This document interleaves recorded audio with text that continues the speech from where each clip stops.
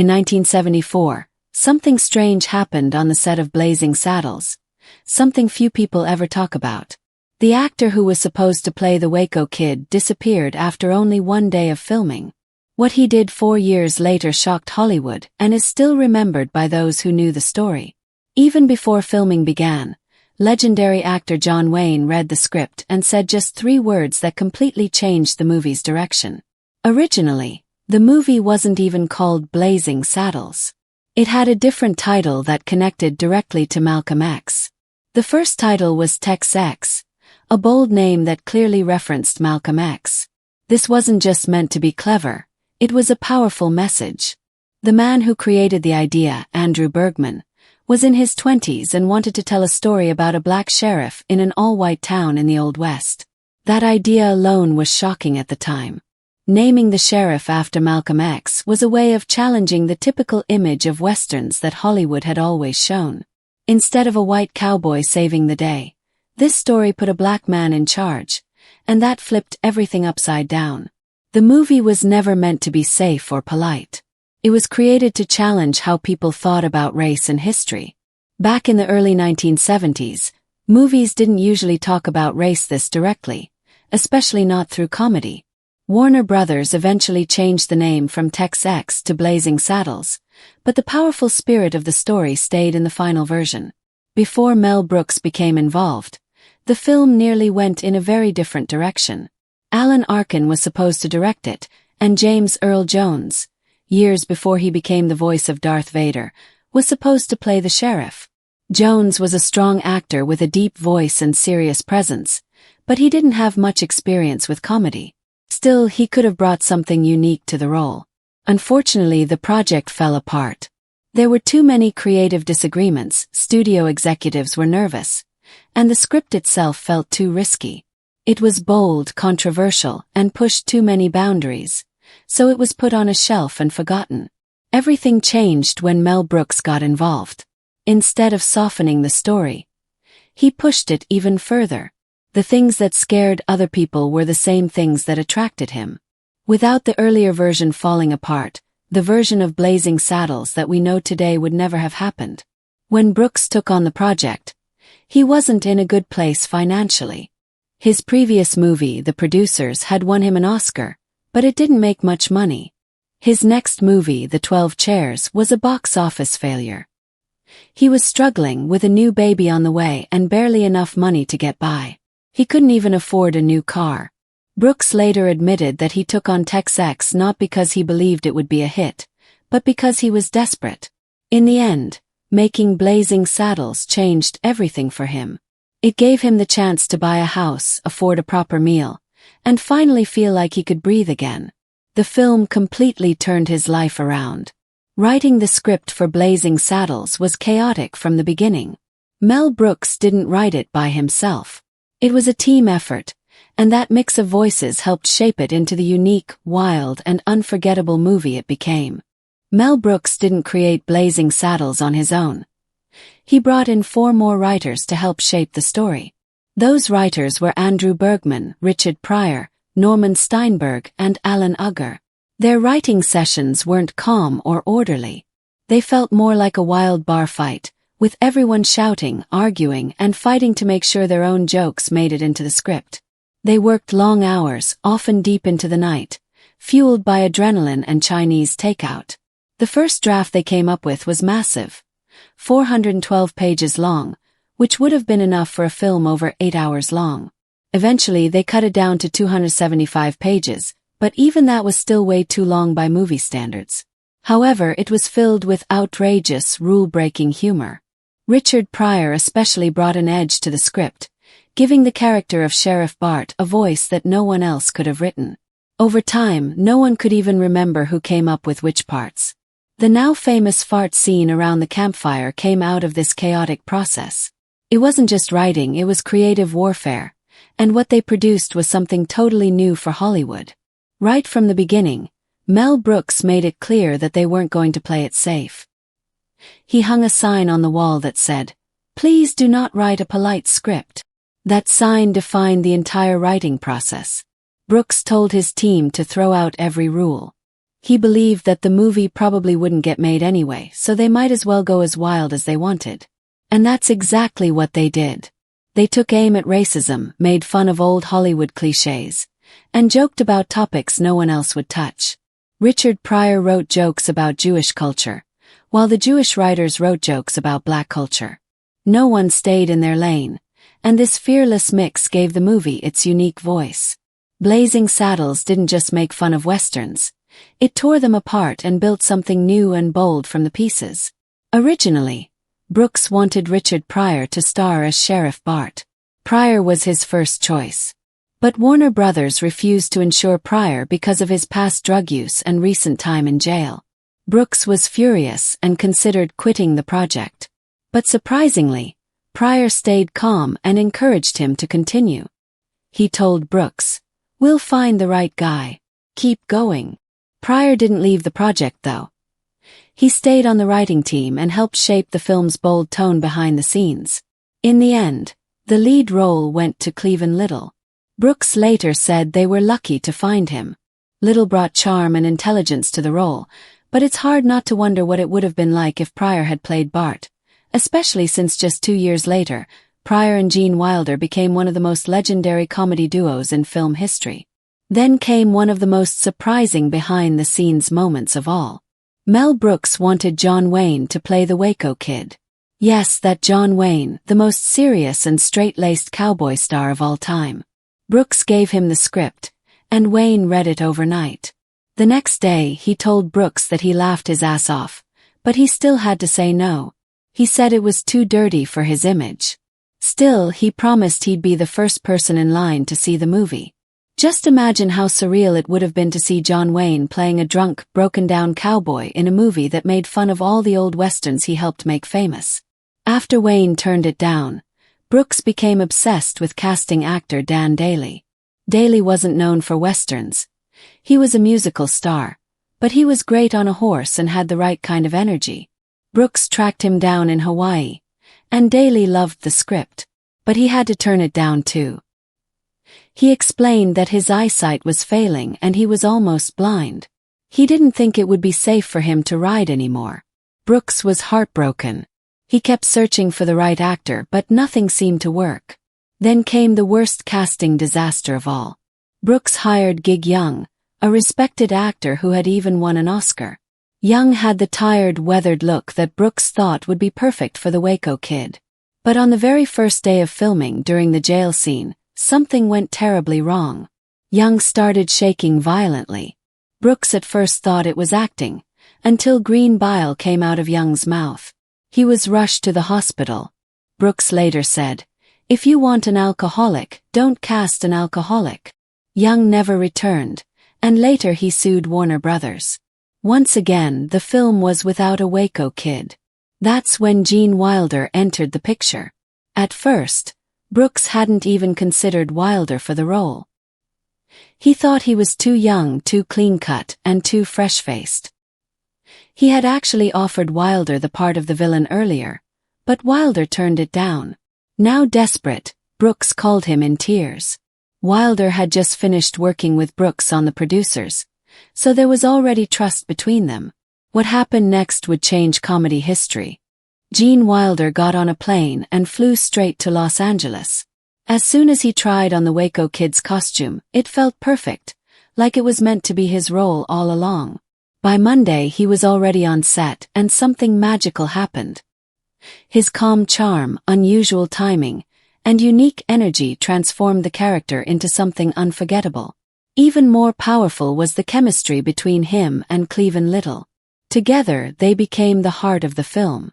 Out of all the last-minute chaos and casting problems, Gene Wilder's arrival saved everything. When Mel Brooks first screened Blazing Saddles for the top executives at Warner Brothers, it was a total disaster. The room went completely silent. Not a single person laughed.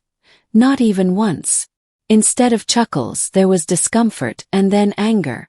The movie included scenes with fart jokes, a man punching a horse, and the N-word used freely and without apology. It was too much for them. Leo Greenfield, the head of domestic distribution, said they should just bury the movie and take the financial loss. Others agreed. They didn't just dislike it, they wanted it gone. The executives handed Brooks a long list of things they wanted removed. The campfire scene. Cut it. The slapstick violence. Take it out. The offensive language. Delete it all. Brooks listened to them, nodded politely, walked out, and immediately crumpled the list and threw it in the trash. He wasn't going to change anything. He knew this movie had something special, but he only had one more chance to prove it. So Brooks organized a second screening, but this time not for executives or film critics. He invited the everyday workers at Warner Brothers instead. The secretaries, the janitors, the mailroom staff. And this time the reaction was completely different. From the very first scene, the audience burst into laughter. People were gasping for air, shouting with joy, even falling out of their seats. It was total chaos, but the best kind. One of the co-writers, Norman Steinberg, remembered people literally rolling on the floor laughing. Watching the reaction, Mel Brooks turned to his team and said, "This is our film." And he was right. That night changed everything. The executives couldn't deny the truth. Real people loved the film. That's what saved it from being thrown away. But even then, the studio was still scared. They didn't want to take the risk of releasing the movie everywhere, so they tested it in just 3 cities. New York, Los Angeles, and Chicago. There was no advertising. No critic previews. No interviews. Just a quiet release to see what would happen. What happened was unbelievable. Theaters were packed. Audiences roared with laughter. Word of mouth spread fast. In the beginning, the studio had only hoped to avoid embarrassment, but now they had a runaway hit. People couldn't stop talking about the film. Critics didn't all agree. Some praised it, others called it crude and offensive, but none of that mattered. The crowds kept showing up. The film started spreading to more cities, more theaters. In places where the studio expected silence, tickets were selling out. People came back to watch it again. Families made a night out of it. Friends repeated the jokes to each other. Lines formed around the block. What started as a risky comedy quickly became a national phenomenon. Even critics who hated the content had to admit, the audience was howling. Blazing Saddles had smashed through every barrier, and it did it with scenes most people thought would never make it past the censors. Then the money started rolling in. The movie had only cost $2.6 million to make, but in North America alone, it earned $119.6 million at the box office. That made it the highest-grossing film of 1974. Around 63 million people saw it in theaters, more than any of the Lord of the Rings movies decades later. Adjusted for inflation, it earned nearly $600 million. It wasn't just a success, it became one of the biggest comedy hits of all time. Mel Brooks had trusted his gut. He ignored the executives. He didn't play it safe. He made the exact film he believed in, and it worked. Blazing Saddles didn't just survive. It changed the way comedy movies were made. It proved that audiences could handle bold ideas, uncomfortable topics, and jokes that cut deep. Even the tiny details in the movie had layers of meaning. For example, the governor's name, William J. Loupetamain, sounds like nonsense. But it's actually a reference to a real French performer named Joseph Pujol, who was born in 1857. Pujol became famous for his bizarre stage act, which involved controlled flatulence. He was known as Loupetamain, meaning the fart maniac. That strange little reference fit perfectly into a movie that didn't hold anything back, even in the names of its characters. In the end, Blazing Saddles was more than just a comedy. It was a statement, a risk, and a revolution, one that Hollywood almost buried but couldn't ignore. Joseph Pujol, better known as Loupetamain, which translates to the fart maniac, was a global sensation in his time. That wasn't just a strange nickname. It described his actual stage act. Pujol had the unique and bizarre ability to inhale air or even water into his rectum and release it with control, on cue, in rhythm. He used this talent to perform full songs, blow out candles, mimic sounds, and even do impressions. He could reportedly smoke a cigarette using only his backside. He was so wildly popular that nurses had to be stationed at his shows to help audience members who fainted from laughing too hard. There was even a story that someone once died laughing at one of his performances. Pujol earned more money than the most famous actresses in France and ruled the stage of the Moulin Rouge in Paris. So when Mel Brooks named the governor character in Blazing Saddles William J. Lupetamane, it wasn't just a joke, it was a hidden tribute to this forgotten legend of physical comedy. But Brooks didn't stop there. He also played the governor himself, giving him a ridiculous, clueless personality. And in one of the most outrageous scenes in the movie, Brooks also appears as a Native American chief who speaks perfect Yiddish. In that scene, a group of black settlers is traveling through the desert. The native chief, played by Brooks, looks them over and in Yiddish says, "Don't be crazy, let them go, as long as you're healthy." Then he adds, "They darker than us," completely flipping old Hollywood cliches. It was offensive, absurd, and intentional. This scene was a jab at the fact that, in classic westerns, Native American characters were often played by white actors, including many Jewish ones. Brooks took that outdated tradition and turned it into a layered joke. For people who understood Jewish culture and old casting practices in Hollywood, it was a brilliant twist. Mel Brooks didn't just act in the movie either. His fingerprints are all over the sound and background moments.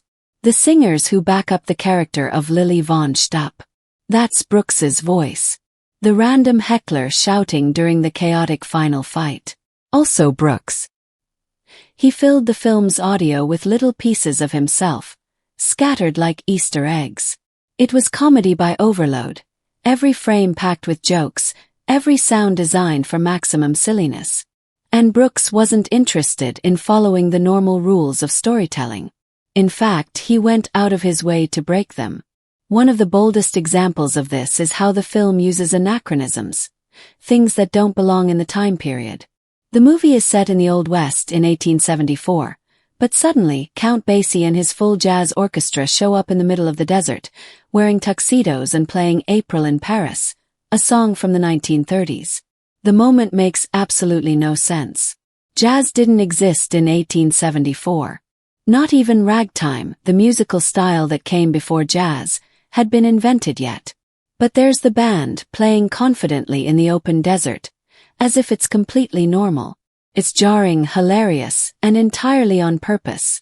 Brooks wasn't trying to make a historically accurate Western. He was using the Western setting as a costume for a completely different kind of film. He wanted to shake the audience, surprise them, and break every expectation. And somehow, instead of ruining the flow, moments like this made the movie better. That musical gag became one of the most iconic scenes in Blazing Saddles. It was Brooks declaring loudly that this was not your typical cowboy movie. To make it even more special, the version of April in Paris, used in that scene wasn't just any version. It was Count Basie's legendary 1955 arrangement, famous for its bold brass, smooth swing, and Basie's unmistakable jazz style. It added even more energy to an already surreal scene. All of this, Lupetamane, the Yiddish-speaking chief, the hidden voice acting, the out-of-place jazz band, wasn't random. It was Mel Brooks showing how far he could push comedy. He built a movie where nothing was sacred, everything could be mocked, and rules were made to be broken. And the audience loved it for that. Count Basie's unforgettable jazz scene in Blazing Saddles wasn't just a random musical break. It was a deliberate, layered moment that added depth and absurdity all at once. The version of April in Paris, that played in the middle of the desert, wasn't just any recording. It was Basie's famous 1955 arrangement, a bold, swinging classic full of rich brass and rhythmic piano. That performance became a signature part of Basie's live shows and reached iconic status at the 1956 Newport Jazz Festival, a major moment in jazz history. By using that exact version, Mel Brooks was doing more than just adding a catchy song. He was blending real music history into his ridiculous Western parody. It wasn't just for laughs. It was a subtle tribute to Basie's legacy and a reminder that comedy could live side by side with cultural respect and depth. And to make things even more surreal, Count Basie didn't play a fictional character. He played himself. A real jazz legend simply appeared in the middle of a fictional 19th century Western like he belonged there. That contrast made the scene even funnier.